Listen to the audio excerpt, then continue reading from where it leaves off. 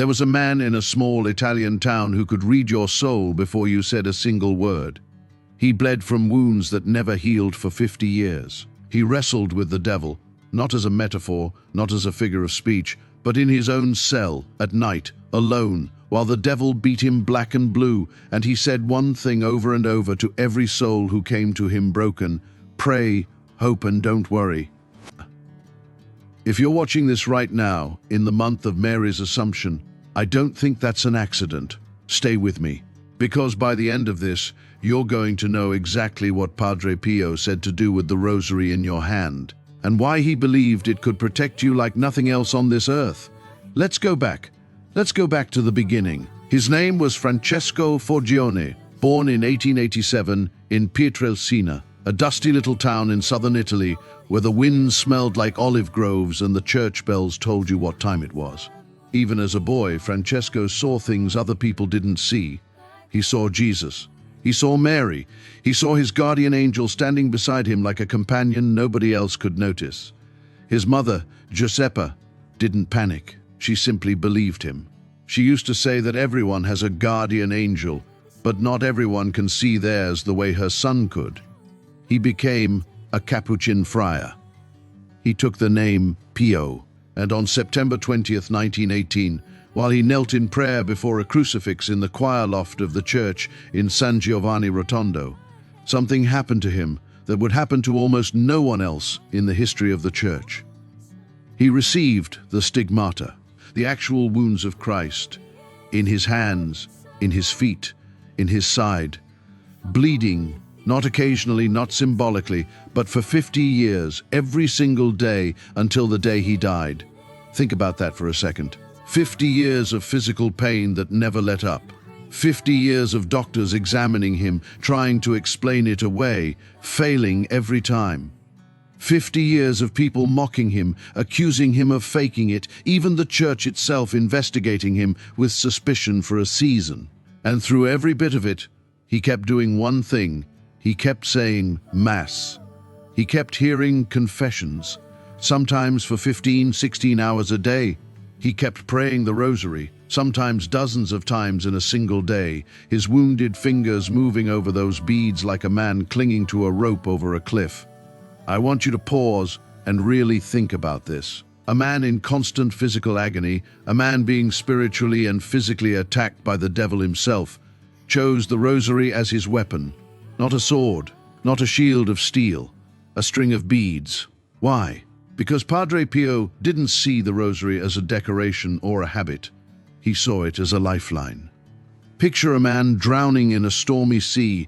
That's what he believed the human soul looks like in this world, tossed by temptation, by fear, by grief. And the Rosary to him was the rope thrown down from heaven.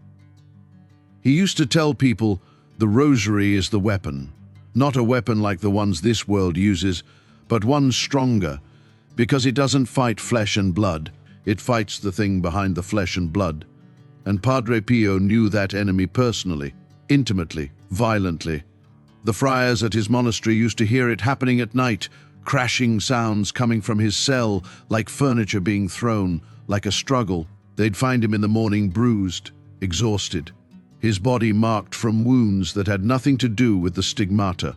He told his spiritual children plainly, the devil came to him in disguises, sometimes as a menacing beast, sometimes, and this is the part that should make you sit up, as something beautiful, as something holy-looking. Padre Pio said the devil doesn't always come roaring. Sometimes he comes gently, wearing the mask of light, trying to lead a soul astray, one small compromise at a time. Does that sound familiar to you? Because I think it should. How many times has something that looked harmless, a small lie, a small resentment, a small distraction, quietly pulled you further from prayer than any obvious temptation ever could? Padre Pio's answer to all of it, every single time, was the same: run to the Rosary. He believed, and he said this to the people who came to him, that the enemy trembles at the sound of the Hail Mary, not because the words themselves are magic, but because they are a mother's name, spoken by her children in the way she asked to be honored. He used to compare it to a child calling out for their mother in the dark. You don't need a complicated theology to understand why a mother comes running when her child calls. Mary comes running too.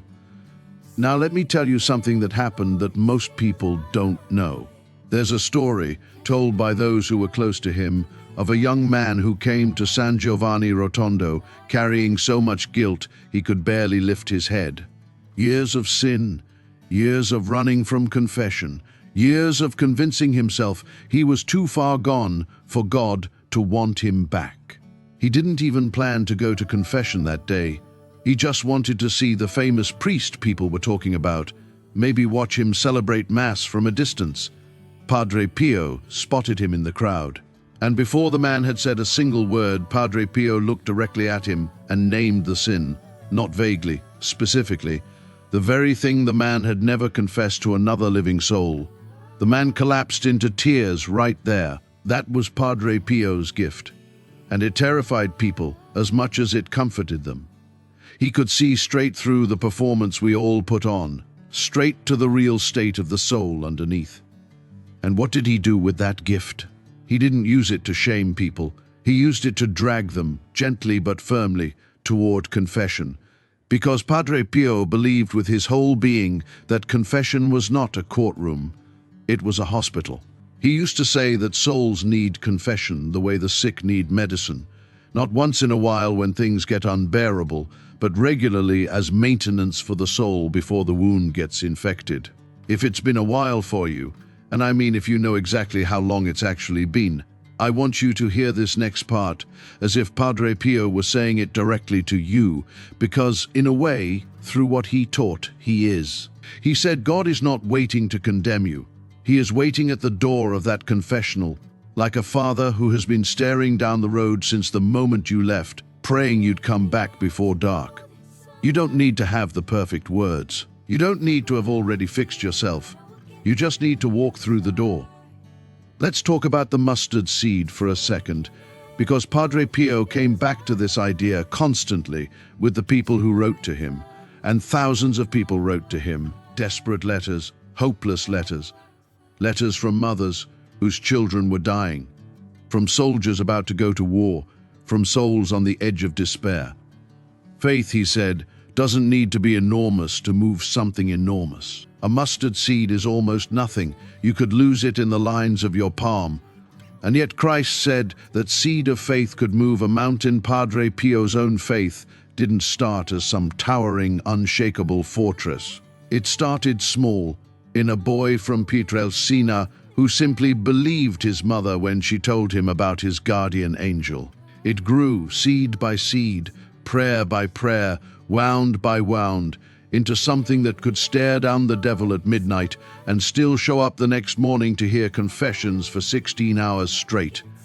Your faith might feel like almost nothing right now. Maybe you're watching this in a season where God feels distant, where prayer feels like talking into an empty room. I want you to hear this clearly. That feeling is not proof that your faith is too small to matter. A mustard seed doesn't look like much either, right up until it isn't.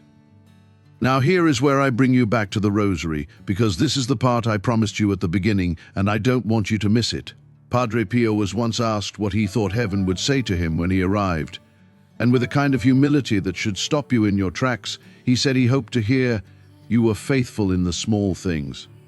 Not the stigmata, not the miracles, not the fame that had already begun to spread across Italy and beyond in his own lifetime. The small things. The daily rosary, the daily mass, the daily choice to keep praying even when his body was on fire with pain. So here's what I want you to actually do. Today, not someday, today, especially because we are in the month of Mary's Assumption, the month the Church sets aside to honor Mary being taken body and soul into heaven, crowned as Queen. Padre Pio believed this month carried a special grace, a special nearness of the Blessed Mother to those who call on her. First, pick up your rosary and actually hold it. Don't just say the prayers while your mind wanders to your grocery list or your unanswered texts. Padre Pio prayed the rosary the way you'd hold the hand of someone you love during their final hours, present, attentive, unwilling to look away. If your mind wanders, gently bring it back. That's not failure. That's the actual practice of prayer. Second, Pray it with intention, not just repetition. Before each decade, picture the mystery you're meditating on. The angel appearing to Mary, the birth in Bethlehem, the agony in the garden, the resurrection. Padre Pio said the Rosary isn't a magic formula of words, it's a walk through the entire life of Christ, hand in hand with his mother. Third, and this is the part people skip, carry it with you. Physically, in your pocket, on your wrist, somewhere you'll touch it during the day. Padre Pio himself was almost never seen without his rosary wrapped around his wounded hand. He wasn't performing piety. He was staying tethered to the rope in the storm, all day long, not just during a set 15 minutes. And fourth, if you have been avoiding confession, let this be the sign you've been waiting for. Not because you need to arrive perfect, because Padre Pio, a man who bled from the wounds of Christ for 50 years, still believed he needed that sacrament regularly, still believed his own soul needed cleaning the way a house needs cleaning, even when it doesn't look dirty from the doorway. If you feel Padre Pio's presence right now, even a little, even just a strange stillness in your chest as you're listening to this, I want you to tell me in the comments. I read every single one, and I promise you, you are not imagining it. Souls like his don't stop caring about us just because they've gone to glory. He said himself he would do more good after his death than during his life. He is not finished with us yet. Let me leave you with one more story, because I think it's the one that will stay with you the longest. Toward the end of his life, exhausted, his body broken down by decades of the stigmata and decades of sleepless nights fighting a battle most of us will never fully understand, Padre Pio was asked if he was afraid to die, and he said no. He said he was going home. He said that on the other side, Our Lady would be there, and that was enough. That's the same Our Lady the whole church turns to this month. The same Our Lady he begged his spiritual children to run to with every bead of the Rosary. The same Our Lady he trusted completely, even while his own body was bleeding, even while the devil was throwing him across his cell in the dark of night. So today, in her month, pick up your Rosary. Hold it like it matters. Because Padre Pio believed it was nothing less than protection, real, spiritual, unshakable protection, for anyone willing to actually use it. If this touched something in you, do me a favor, like this video so it reaches someone else who needs to hear it today. Subscribe, because we're walking through the lives of the saints together, one story at a time, and you don't want to miss what's coming next.